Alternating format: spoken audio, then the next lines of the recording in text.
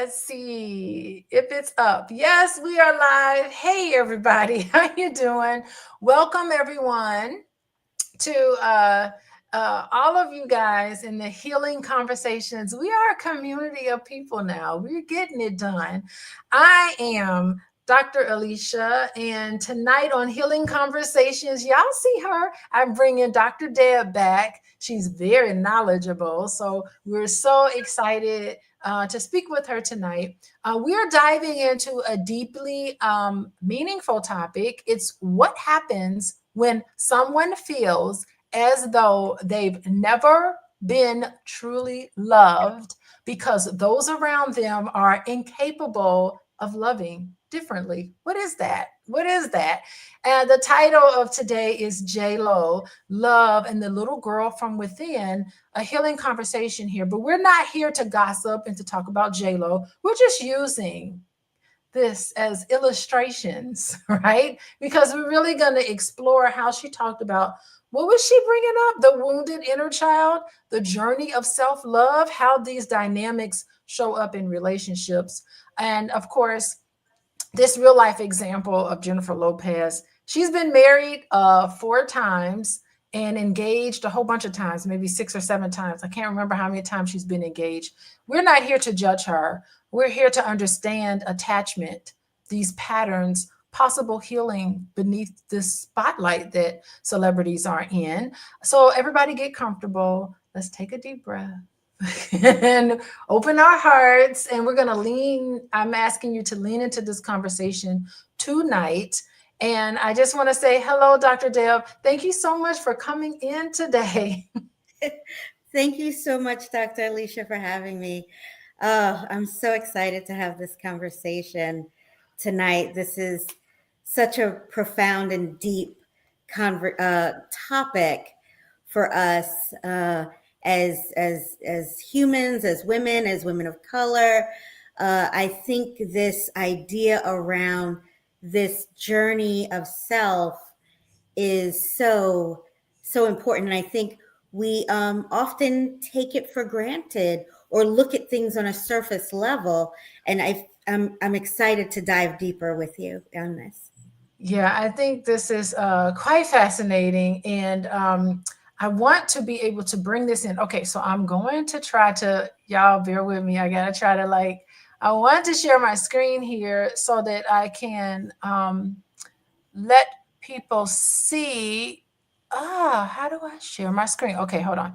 I'm gonna pull up the video because we got to watch exactly what it is that I'm referring to. I am talking about what J.Lo said. So let's, oh, here we go. Here we go. If you go to my Instagram, and just to let everybody know, what is my Instagram? Go to oh, geez. Here we go. Go to my Instagram. Where are we? My Instagram here. Here's my Instagram. Go to my Instagram at Coaching with Dr. Alicia. If you do not already follow me, please go on there and follow me. We will go to Instagram and I'm going to present. I'm going to share my screen because I think it's important for us to look at what it is that we're talking about. And my husband and I, we were being silly, not to make fun. Oh, geez, not to make fun of him, of J.Lo, but oh, hold on. Let me stop sharing. It's asking me to.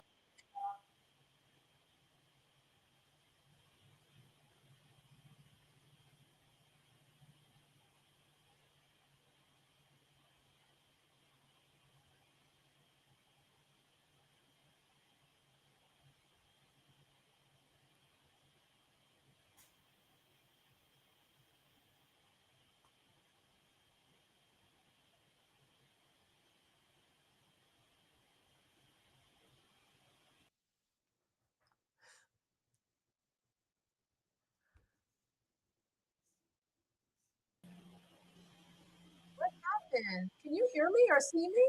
I can hear you now, but I can't see you. What's going on?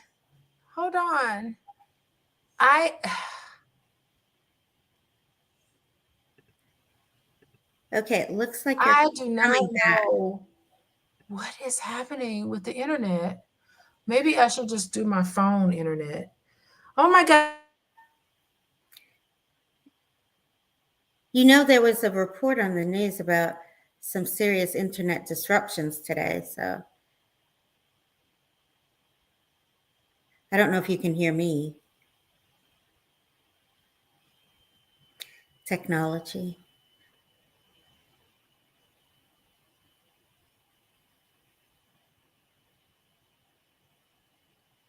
Okay. Okay. Ah, there we go. Oh You're my back. God. Okay, everybody, people who are watching, we got a pretty good number in here. Please let me know if you can hear us and see us. Please in the chat say, yes, we can hear you. Yes, we can see you. Please let us know. It's what's going on today. We have like some very strange kind of technical difficulties that's happening, and I don't even understand why. So before we were here, I want to share my screen and have it up here, and I want to share my screen because we have to listen to what was said. So here we go. Yes, thank you, Michelle. You can see us and hear us. Bear with us. Okay, so I'm trying to share. Okay, share audio. Um, let's see. Okay, here we go. Here we go. I think we got it now. Let me know. Can you guys see this? You can see my screen. Beautiful. Okay, excellent. So I'm going to play this from my Instagram. Funny, I kind of did this with my husband and I thought it was pretty funny. But here's the audio of what she says. Let me turn my volume up. No. And do you think you really have experienced loving someone? Yes. You have? Yeah.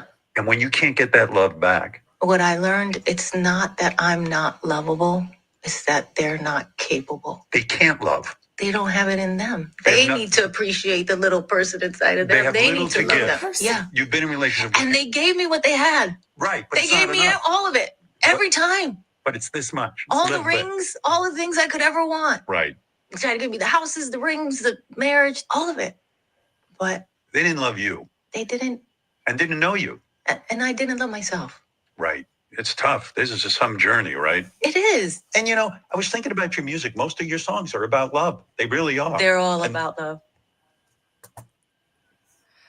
Do you think you've truly been loved? Okay. No. And do you think you really Hold have on. experienced Okay, loving still someone? up Yes. here. Okay. You have. Yeah. So And when you can't get that love, there we go. Okay, so that was a snippet of that interview, Dr. Deb. And Yeah. we're not here to demonize anybody. It is a journey. It's a journey of self-discovery. But she is talking about how she never quite really felt loved. And I can't even imagine what that feels like to be in a relationship with somebody and just feel like you're unloved, like that person doesn't love you. What is your reaction to what you heard Jennifer Lopez say? Well, it was like about a minute and a half clip, but it was so many layers in Yes. that very quick exchange with her and Howard around her awareness that she feels that she's never received love, right? That she's given love, but she doesn't feel that she had received it. And so it's a couple of things there, right? It made me wonder a little bit about, well, what's her attachment style, right? Mm-hmm. And what was her level of comfort with her own vulnerability, right? Because with different attachment styles, you have um, you have this challenge sometimes with longing for someone to love you, but at the same time you're pushing them away, right? So there's this this kind of dichotomy that's happening there, right? And do you mind if I kind of talk a little bit more about the types of attachment style? No, I think that would be great for all of us to hear, and and this is really good because you're talking about this vulnerability. How are you going to connect with somebody and love someone, have them love you if you're not vulnerable? connection requires vulnerability. And what is this push pull that's happening? We got we got a comment here that says, who would marry someone who doesn't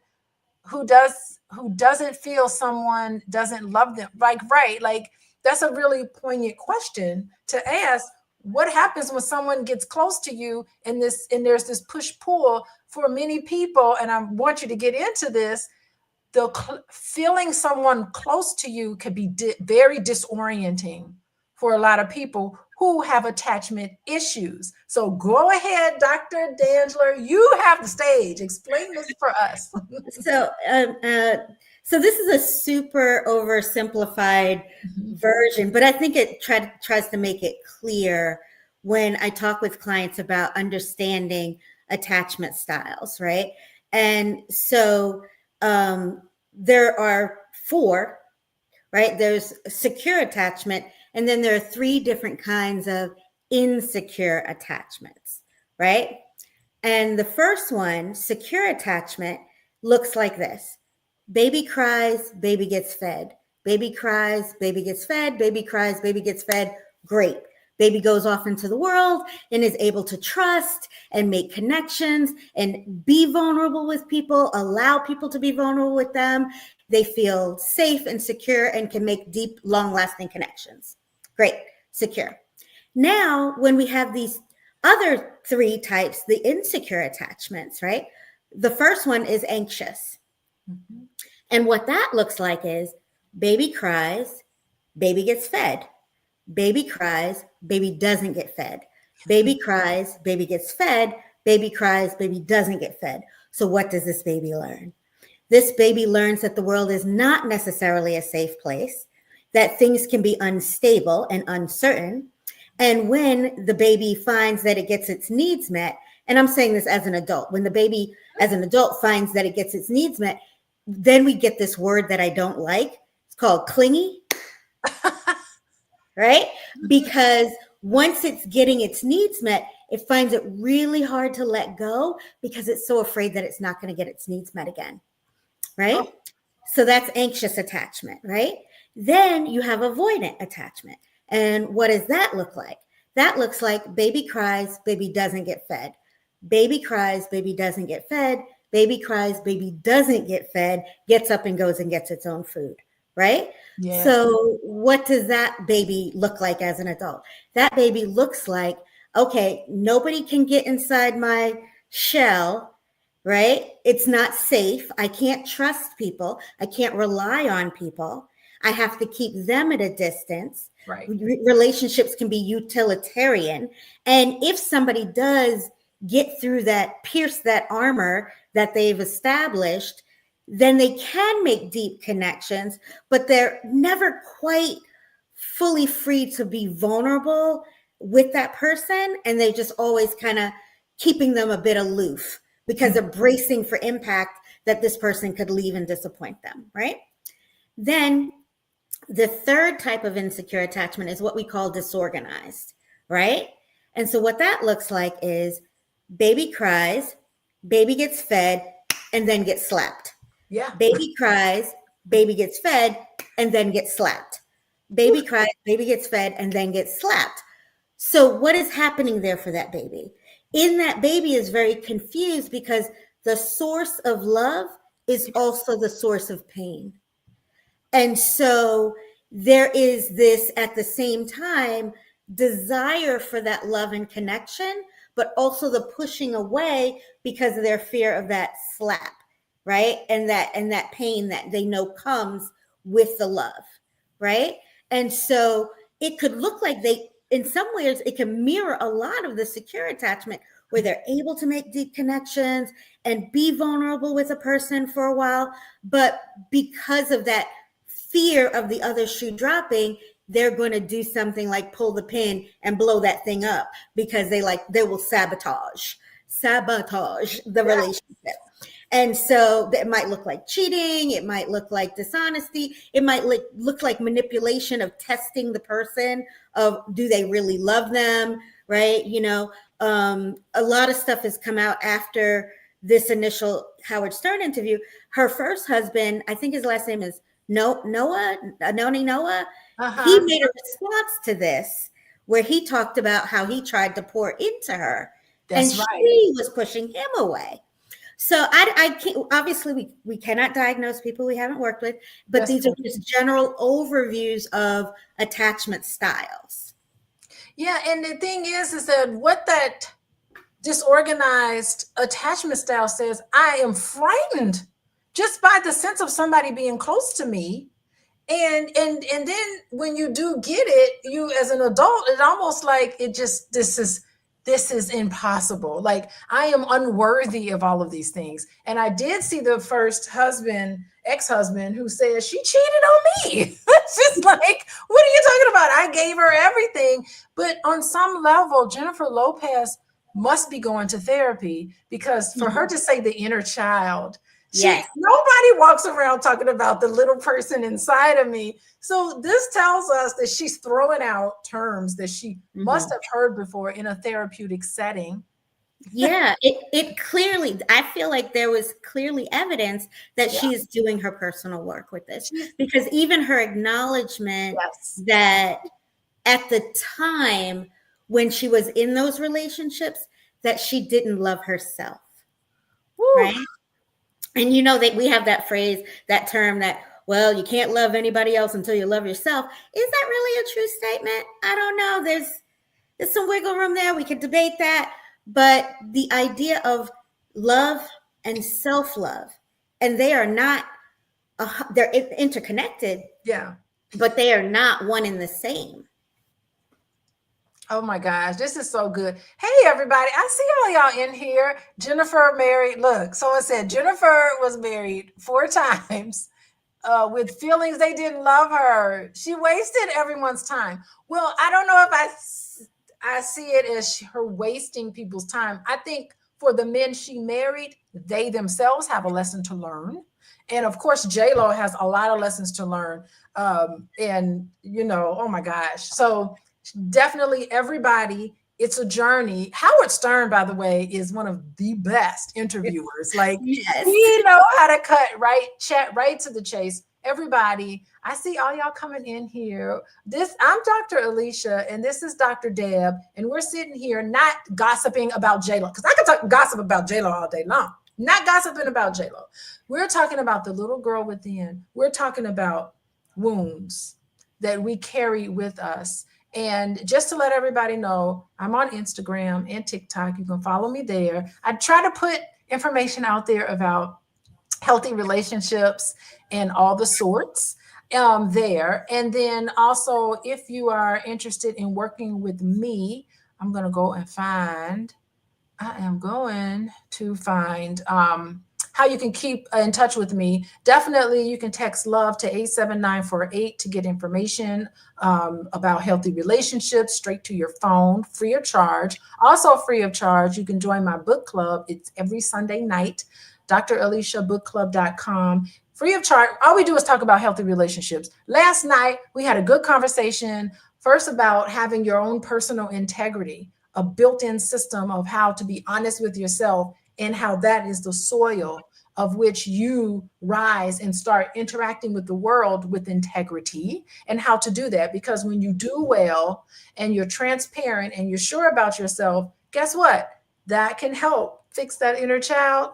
And it can also help you to feel good about yourself because you're making good decisions. That's what we're talking about on Sunday nights. It's late Sunday nights, y'all.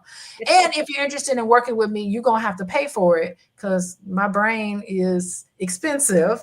And you can go to coachingwithdralicia.com if you want to work with me one-on-one. I'm more than happy to do that. But that you're going to have to pay. There's a paywall there. And Dr. Deb knows we're professionals. So I'll leave my website up there. And I want to continue talking a little bit more about this inner child, the hurt little child within that she talks about. Explain that to us. Like, how does that inner child wounds show up? How does that show up in relationship dynamics? Like fear of intimacy, this self-sabotage, this clinginess, this avoidance that you talked about. How does that show up in us? Absolutely. So humans, all of us, we all operate out of our core beliefs. And our core beliefs are everything, everything, everything, everything that we're told directly or indirectly, or experienced directly or indirectly, starting from the earliest point possible, including our attachment style. So with all of these early experiences, the two things happen to form a core belief. The things that we are exposed to by the big people that are around us, parents, caregivers, those sorts of things, but also what the small human makes meaning of those things, right? So combined is how that core belief is formed, right? So if and it's not about intent, it's about impact, because we don't have control over how the small human makes meaning of it, right? So if somebody is told you should be more like your sister, or you're not good enough, or nobody actually says that. They say things like, oh, your sister is better, or your cousin got an A on this paper, thinking that they're somehow motivating the person to try harder or be more competitive. But really what they're doing is taking an axe to that self-esteem. Oh, right? Because the small human could make meaning to say, well, yeah, I could be better than my sister. But what's most likely going to happen, because our brains are oriented for negativity, right? Because they're oriented for survival, right? We're hypersensitive to negativity. It's going to make the meaning of, I'm not good enough, I'm not worthy, I'm not strong enough. What's wrong with me? I'm inadequate, I'm unlovable, And so again, when you start to form those beliefs about self, the inner child, first it might be external voices saying that. It might be mom or dad, or older siblings, or other caregivers in our life saying those negative things to us. But what happens over time is we start to say those things to ourselves. And then the inner child remains wounded, even though the physical body grows up, and we might try to use some of these techniques to try to mask that, like the people pleasing, like the clinginess, or the stone cold avoidance, where we, like an insecure overachiever, like I, show up and I'm just about 1,000 letters behind my name, because that's the only way I can be validated, because I need to be, prove myself.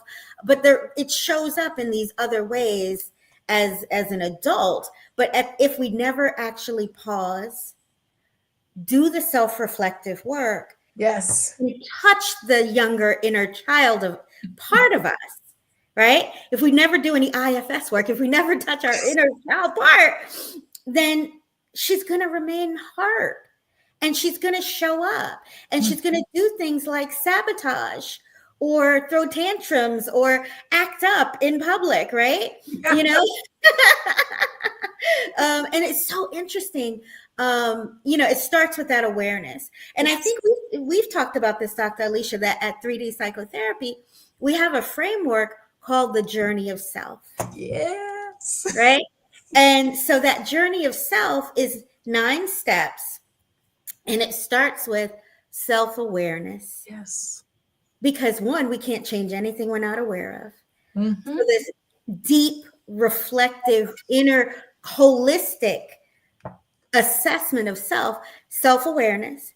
Then it goes to self-acceptance, which is one of the key factors in self-love, but self-acceptance. Because when we're doing self-awareness, we're not just doing, oh, here are my strengths, right? Or we're not bashing ourselves and saying, oh, these are the things I don't like about myself. It is the balance, the yin and the yang. Yes. So accepting ourselves in our entirety, with our smooth parts and our broken edges, right? So self-awareness, self-acceptance. Then the next part is self-compassion. Yes. Because we have sharp edges. We have sharp edges. That is just a natural part of us. Some call it shadow work, right? Right? But it's there, right? It's that other part that we want to mask and hide from the public, but we have to have self-compassion. And then is self-forgiveness. Oh, Because when we have those sharp edges, Dr. Alicia, guess what? Sometimes they cut people, yes. right? And that might look like infidelity. That might look Yes. like other sorts of harmful behaviors to people we care about. But yeah, those sharp edges cut. And so we have to forgive ourselves. We have to. And then all of those roll into self-worth, right? Because once I'm aware of who I am, I accept it, I've been gentle with myself, and I've let some stuff go, then I'm feeling worthy, right? And that's the self-worth. And then we kind of go to a little bit of an external with this journey.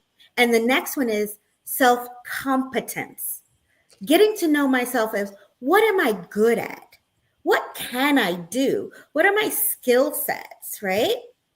And then so getting to know that self-competence, and that rolls into self-confidence. So now I know what I'm good at, and I feel really strong in my confidence of being able to do that, right? And then that rolls into self-esteem. Yes. Right? And then all of these factors rolling into each other, the self-acceptance, self-compassion, self-esteem, all of this rolls into self-love. It absolutely does. And I will tell you, you have to have all of those things in order to give that to someone else. Like you have to be compassionate to yourself. How are you going to show it to other people? And it, when I hear, and I'm online more than I normally want to, but I see the comments. I see so much lack of self-love because I can see how comments are in people respond to things. I could see you don't have compassion for yourself because I'm not seeing it displayed in how you are interacting and what you're saying to other people. You're not even capable of forgiveness because you're not even forgiving yourself. This self-worth, you can't, if you know that you're not worthy, how are you going to see this kind of love outwardly? And I'm talking about agape love. I'm talking about just the Absolutely. love and the positivity of mankind. How are you going to transcend the human flesh to know that there's a higher power that you can even connect to on a level where it's not dogmatic? Because some people use religion and spirituality to put other people down. Like if you don't have that sort of thing centered, and you need to be, how are you going to give it to someone else? And the thing is that everybody watching right now, your ability to self-reflect is required for growth, Absolutely. because I just can't, people who aren't able to self-reflect cannot grow. They don't even know that the words they're saying, what impact it has on other people. Sometimes they don't even care. And I think where I am in my professionally, I am starting to see when people are able to self-reflect, then they start caring about how do you look to other people? How do other people see you? And when you start thinking about that, that's where the empathy piece comes in. It's so hard. There are some people who walk around who've never in their whole life ever experienced somebody being empathetic to them. Yeah. Yeah. It is the saddest thing. And I've been working with a lot of clients and a lot of people to try to establish this. And we're talking about healthy relationships. And I remember saying, has anyone ever treated you this way? And I'm like, I've never experienced this before. And it is the saddest thing. I'm like, let's just sit there with that. Let's sit with this. What do you think about the fact that no one has ever treated you this way? It's a really sad thing. And I always wonder, we don't know much about Jennifer Lopez's background, but guess what? We don't have to know anything about it. We can tell what it is based on what she's saying and what she does. We already know what it is. And most people can't recall, what their attachment was early on. Most people I blocked all of that out. They don't even remember, Dr. Deb. But exactly. No, because it shows up here in the present. It shows in the present. That happened here will show up here in the present. And even the little bit, like the other clip that she was when she was talking to Howard, and because he was asking her about, how does she feel about not being the center of attention? And Oh, she said, well, I can fall back. I had to learn how to do that because my mother always had to be the center of attention, and I woo. had to fall back. So it's very interesting. We get a glimmer there Yeah. of what that dynamic was like in terms of, well, what messaging did that provide her little girl? Oh, For her inner little girl, not her daughter, but her inner little girl, when mom is like, right, you know. And so yeah, we have no idea what that small version of her created meaning there for herself. Dr. Deb, this is so cool. Everybody, y'all give a good round of applause to Dr. Deb. No, she's still here. She's not leaving just yet. But we're talking about Jennifer Lopez, and we're not gossiping about her. We're not shaming her. We're not criticizing her. We love the fact that she came out brave enough. By the way, celebrities, hats off to all celebrities, because it is so hard having all your business out there. In a Yeah. relationship, not in a relationship, it's all tabloid news. So we would just want to give some compassion to celebrities. And by the way, I just want to say, just because you make a lot of money doesn't mean that you don't have a heart. Like, celebrities are people just like everybody. So we're using this as an illustration because she was brave enough to start articulating. It lets us know that she is self-reflecting and she's articulating the little girl within. And so we're having a healing conversation about this. And have been talking about attachment. If y'all missed it, go back and watch the beginning here. We had a little technical difficulties. I apologize for that, but we're here. We're live. What happened today? Something happened with technology. I woke up this morning, Dr. Deb, and I couldn't even log into my university computer. I thought, oh Lord, is the university?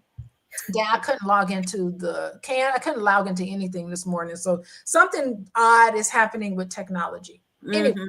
I want to welcome everybody here. I'm talking to Dr. Deb, and we've been talking about attachment styles.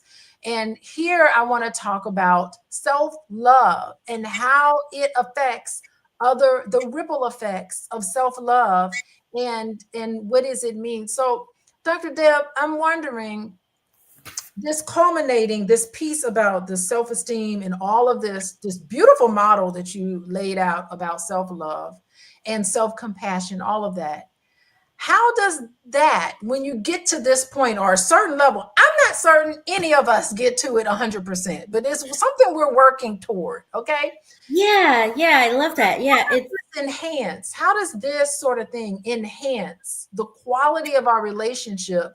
What shifts internally that then show up externally when you start to get into this self-love? yeah. So I like the ripple effect of kind Right. of self-love, right? But humans, again, all of us, we're biological at our base, right? And we know that the concept of love and self-love, their biological basis to that. And so what's happening in the brain when we have those experiences, right? First, we know that humans, we are wired for connection. Yes. Our two human drivers are purpose and connection, right? And so there's an area of the brain called the ventral tegmental area, or VTA for short, right? And then we have the nucleus accumbens. And so these two parts of the brain where our reward cycle exists, and where we create those experiences of having oxytocin and vasopressin and all of I call them the happy neurotransmitters that bring us joy, but really make us feel connected to another human, Yes. right? And so when it's like two sides. You can think of like a tennis court or two sides of a court. So on one side you have the oxytocin and the vasopressin and the dopamine and serotonin, all the other happy transmitters. And then on this side, we have things like cortisol and adrenaline and all of the fight or flight neurotransmitters and things like that keep us in a state of fear, Oh, right?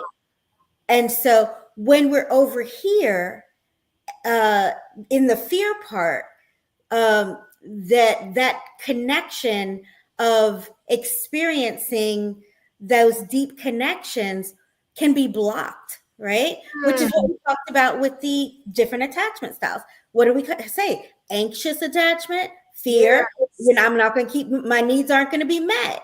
And this is also like, you know, we talked about the clinginess of the anxious attachment, but there's also, you know, the bad part, the stalker part of the anxious attachment. Because I'm going to go after getting my needs met, right? I'm going to go, you know, I'm gonna call, I'm gonna text, I'm gonna call, I'm gonna text, I'm gonna, you know, I'm going after that because I'm so afraid I'm not going to get those Yes. needs met, right? And then what do we talk about? The avoidant attachment, right? Where what's the fear? The fear is if I let you in and you see my vulnerability, that you can hurt me. Oh, So I can't have that, right? So I'm going to keep you away. I'm going to do that football stiff arm and keep you at bay. push you away. Yeah, exactly, right? And then with the disorganized attachment style, you know, I'm going 1 minute, I want to be deeply connected to you. I'm feeling all the oxytocin and I'm making eye contact and hugging you and oh, it's lovely, lovely, lovely until it's like, oh, this is scary. I got to run, so let me go and sabotage this, right? Oh, And whether that looks like um sabotaging by doing micro cuts to the other person or oof. doing really, you know, significant things like what we talked about, infidelity or just ghosting. I think ghosting is probably the number one thing for the disorganized attachment person. Oh, They, it's overwhelming. It's and what I love about what you're describing is that all of this is protecting yourself, the little person. Oh yes. my gosh. I just, you know, I want everybody to think about what Dr. Deb is saying because it's deep. Because all of you all who feel, some of us are in relationships with people and you can see them when they get triggered. Mm-hmm. And when you get triggered, you're saying and you're doing all of these things. I want all of us, the next time we are having a conversation with our loved ones, with our children, with anybody, and you start to see that, I want you to be able to form some kind of compassion for that because that is absolutely frightening.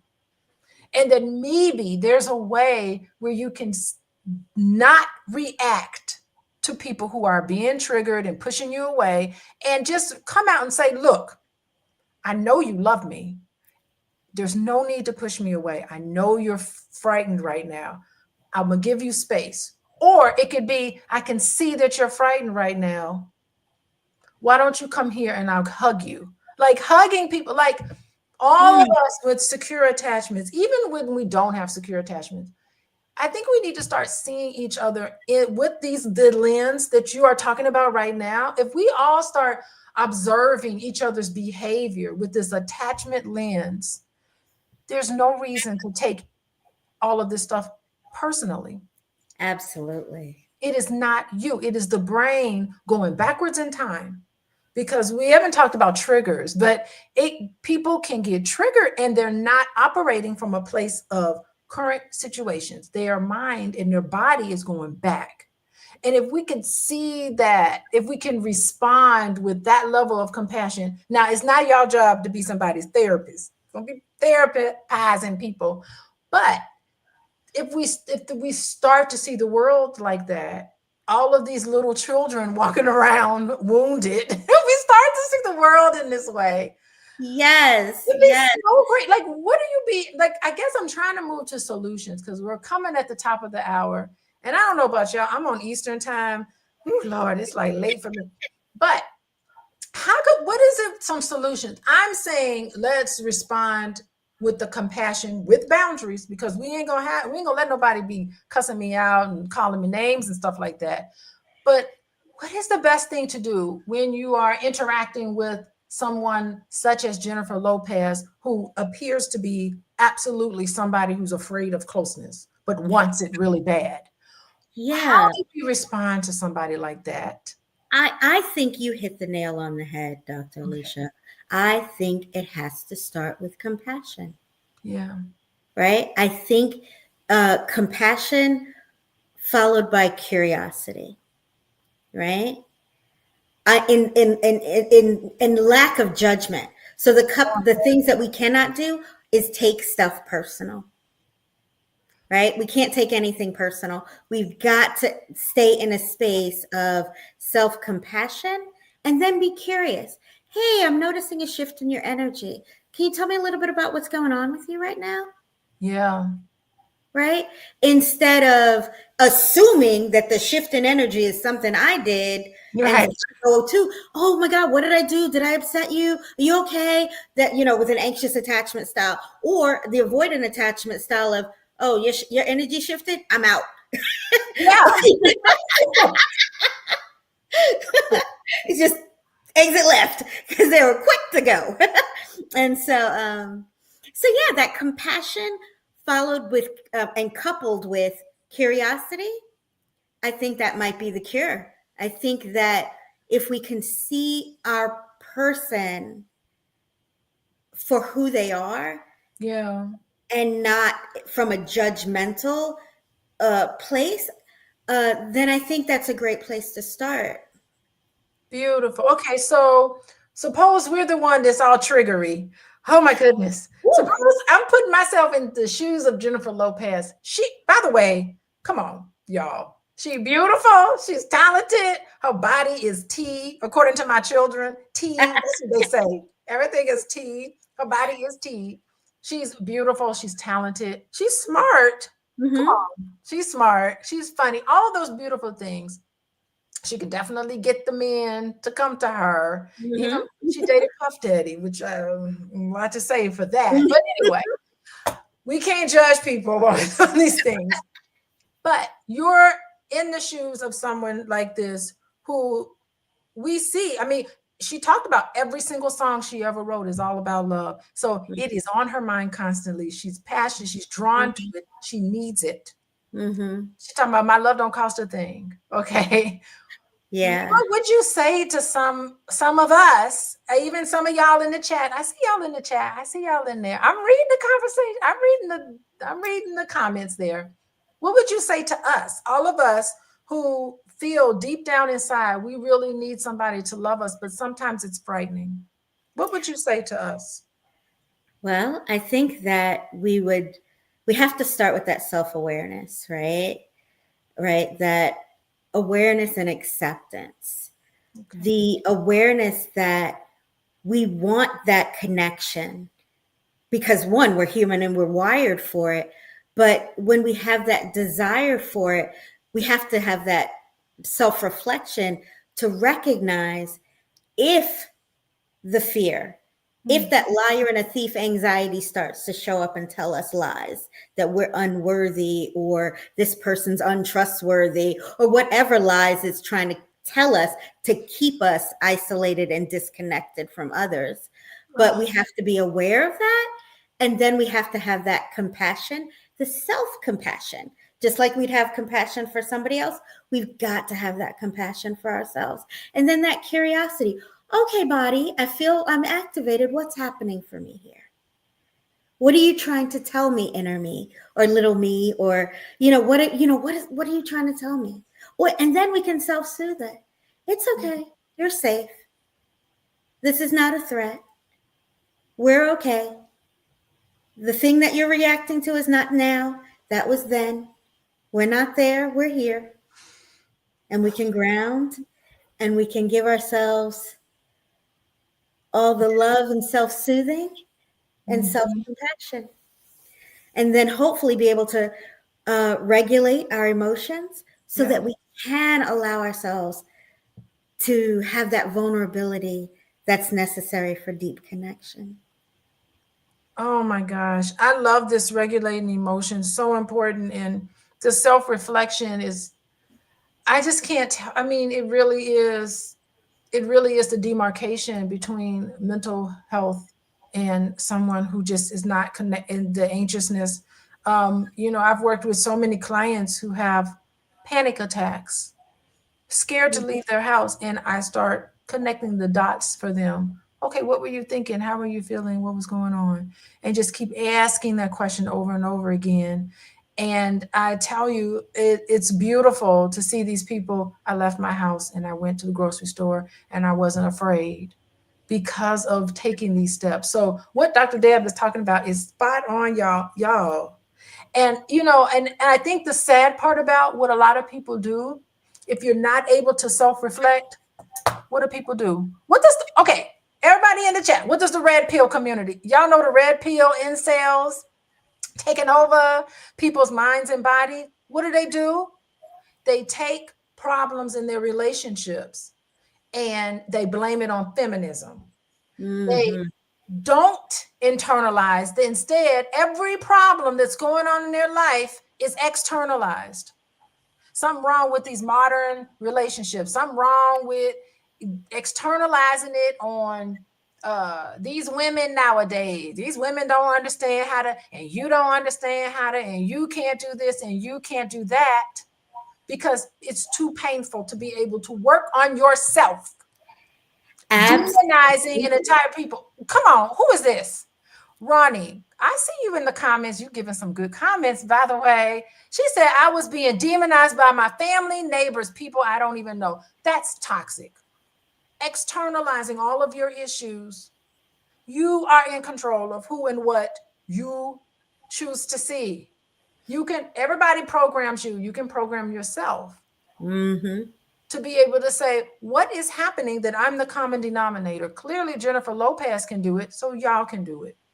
And when you're ready to deal with that, you can contact me at coachingwithdralicia.com. Or suppose you don't have the money, suppose it's like, you know, jobs are unstable. You can come to let's see, Dr. Alicia Book Club. It's free. We meet Sunday nights. I have people put their relationship questions in the Q&A and I answer them. But I have to say, it's not therapy. This ain't therapy. But if you're really looking for therapy, go to coachingwithdralicia.com. And also, Deb, what's your information? Because we got to give out your information too. How do we Okay. get a hold of Deb?